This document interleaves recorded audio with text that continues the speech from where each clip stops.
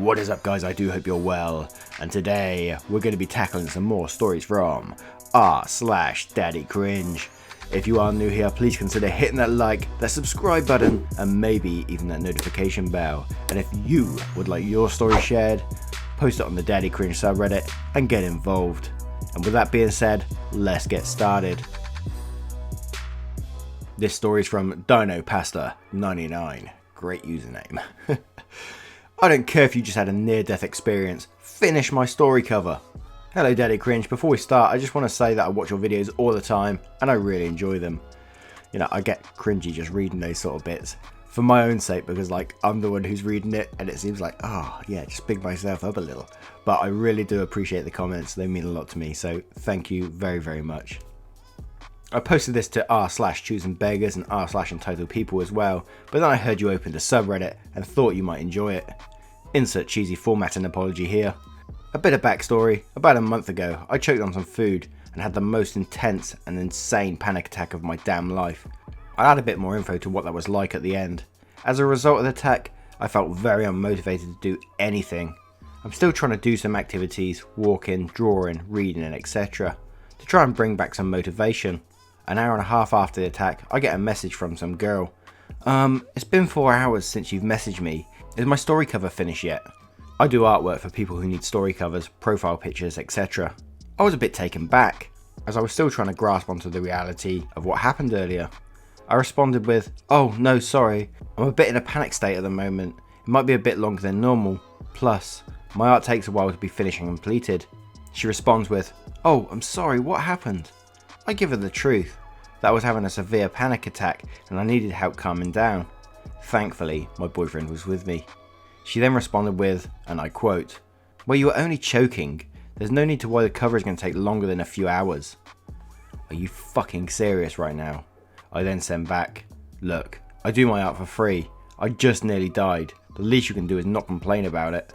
Her response, maybe think about your time frames and other people's priorities and consider not dropping a bombshell on them like this. Jeez. In the calmest way I can, I respond with, if you don't want to give other people the common decency of, hey, this person almost died, I should give them time to think things over and calm down, then I don't think I can continue working for you. Hope you find someone else to do your story cover, because I'm not going to continue working for you if you think it's okay to treat others like this. I blocked her and just went back to watching The Matrix. I keep this short, but no promises. The experience of choking is one of the most helpless feelings. It's watching and feeling life drain slowly but surely out of your body. If you're lucky enough to get food dislodged, you'll start screaming, crying, hitting, kicking and thrashing uncontrollably. I was lucky enough to have my boyfriend with me for the whole experience. You start saying how much you love everyone and how much they mean to you, even people you haven't spoken to since elementary school. Me personally, I'm an atheist, but I was praying and making promises to anything that might possibly help calm my panicking mindset. Do you understand how much distress you need to be in to make an atheist start making promises to God? Surprisingly, no one called the police or ambulance considering I was screaming at the top of my lungs for an hour and a half and the windows were open. Wow, I'm sorry you had to go through that experience, it's absolutely horrible. But the thing that really sort of triggered me, I know you had a near-death experience, so I know that's like the main thing here. But the person, because you're doing art for free, I saw you put in there, and they're still, that's like, yeah, I can see why that's choosing beggars as well, because that's absolutely insane that they're whinging about their priorities and their time frames when they're trying to get free work. It's like, if you want something done in a certain time frame, fucking pay for it, you know? What the hell? Anyway, thank you so much Dino Pasta 99 for sharing that story. I hope you do recover and I hope you're somewhat getting back on the right track. Much love. Next we have a story from Eco Brichel or Brichel. Eco Brichel? Yeah, I'll go with that one. Thank you very much for sharing the story, much appreciated. College party gets way out of hand, cost apartment complex 40k, ends up costing me 10k. Oh, this is going to be juicy. This is a repost from Bad Roommates, but I thought you guys might like it since I love your videos. There isn't a flare that exactly fits, so let me know if you think it fits into any category. Yeah, if I'll add one eventually if there's a few of these posts, but yeah, I'll just add flares when they come, but this is absolutely fine to do it this way. So this is both an old story as well as a current one, as I'm still paying this off, and happened around 2 years ago. For ease of reading, I'll explain our cast as it were. AR1, randomly assigned athlete roommate. track star at my university, went to Rio Olympics, best friends with AR2. AR2, randomly assigned athlete roommate. 2, also a track star, actually talked to me occasionally. SR, sorority roommate, nice girl but never home. F, friend whose couch I crashed on. So I was a sophomore when I lived with this bunch, which was a random assignment for both me and SR. Now I'll be the first to admit that I'm probably a boring roommate to people who love to party, and they probably thought that was a stick in the mud. It's fine if you do too. I don't enjoy massive parties or drinking just for the sake of being drunk. However, I think I was, and am, pretty reasonable when it comes to other people's love of partying. AR1 and 2 loved to party, and they would leave every weekend night around 10 PM, which, if you're familiar with party campuses, you know means the weekend starts Thursday night, and come back around 4 AM. They'd be super loud around both of these times, but I just started keeping those industrial grade earplugs on my bedside table. The only problem came when they threw parties, which was specifically against our leases. We had noise rules, maximum occupancy, etc.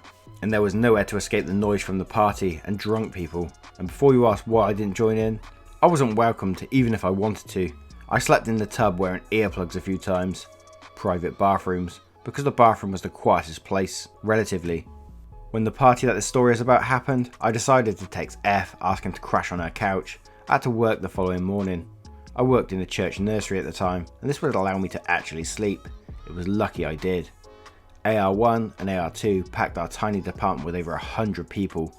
This not only created a noticeable dent in the floor, but cracked the support beam. We were all on the second floor. SR ended up coming home from a sorority party before it ended, so was in her room at the time.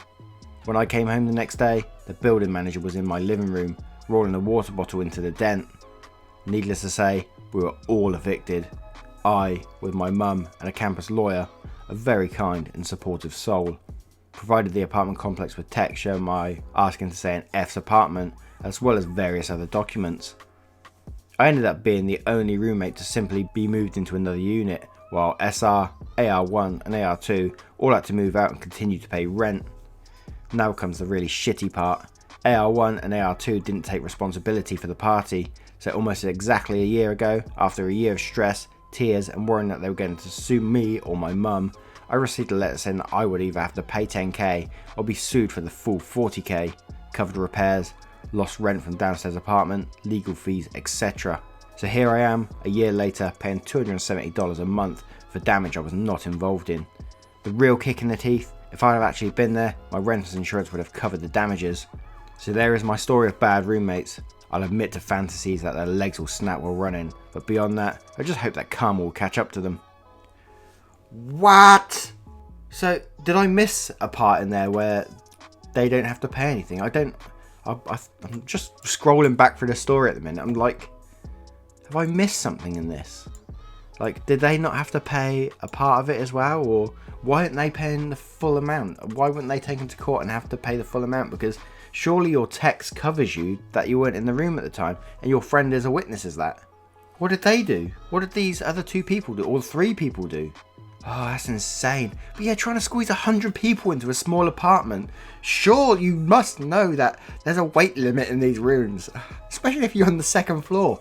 You're going to end up downstairs with your neighbours. Oh, some people are absolutely stupid. I'm so sorry that you have to pay that amount because of other people's stupidity though. But much love. Thank you for sharing the story. And that's triggered me. EM destroys handmade bracelets after I refused to give her daughter one for free. Cast me, EM, NK and O. This happened about 4 days ago. I recently got into making bracelets as it was something just to pass the time. It was fun, until the day it happened. I was over the park with my bracelet supplies and the box that had the finished bracelets in it. I had a lot of string to make many, so when one was done, I was already making a new one. It's been just an hour and a few people came by to buy a bracelet from me, which I didn't mind.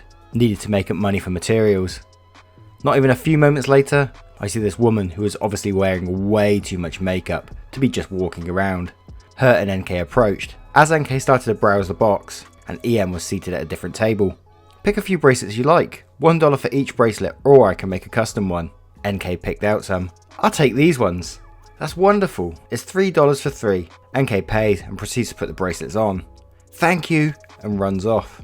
I couldn't help but smile as I did sell a few bracelets, but mostly how happy NK was to get the bracelet she wanted. NK looked no older than 12. EM notices the bracelets NK was wearing. Next thing I know, I see EM and NK at the table I was seated at again. EM looked as if she was about to slap me because she was so angry. "You're the girl who sold my precious one these bracelets, right?" I'm internally panicking. "Yeah, what's wrong?" "My baby shouldn't have to buy these. Give me back the money and we can keep them for free." "Sorry, but no. She picked them out and paid. It was her money, so she had the choice if she wanted them." "Give us these bracelets free." I say nothing. EM starts getting in my face. "Hello?" "Mom, don't shout at me. I'm not giving the bracelets your daughter has for free. She paid fairly." "Fine then."